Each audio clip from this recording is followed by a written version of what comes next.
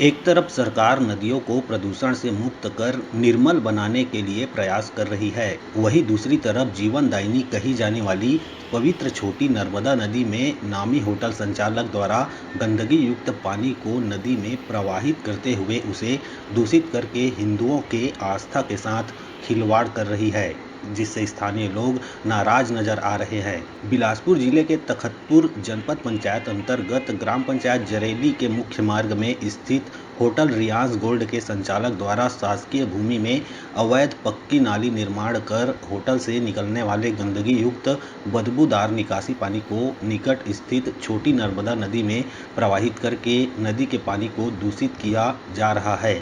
जानकारी के अनुसार सर्व सुविधा युक्त कहे जाने वाले नामी होटल संचालक के पास होटल से निकलने वाले गंदे पानी निकासी की कोई वैध समुचित व्यवस्था नहीं है और न ही संचालक की तरफ से निकासी पानी के निपटारे हेतु कोई ठोस प्रबंध किया गया। वर्तमान गर्मी के मौसम में छोटी नर्मदा नदी का पानी सूखने की स्थिति में रहता है, जिसमें होटल से निकलने वाले दूषित पानी का जमावड़ा होने से वातावरण में दुर्गंध फैल रहा है, जिससे आसपास रहने वाले लोग परेशान हो रहे हैं।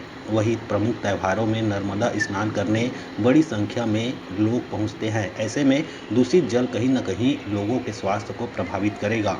इस विषय में जरेली सरपंच बिहारी लाल साहू ने बताया कि होटल संचालक द्वारा शासकीय भूमि में अवैध पक्की नाली निर्माण कराया जा रहा है। ग्राम पंचायत को कोई जानकारी नहीं दिया गया। वहीं तखतपुर अनुविभागीय अधिकारी डॉक्टर ज्योति पटेल ने इस समस्या को गंभीरता से लेते हुए जांच उपरांत कार्यवाही की बात कही है।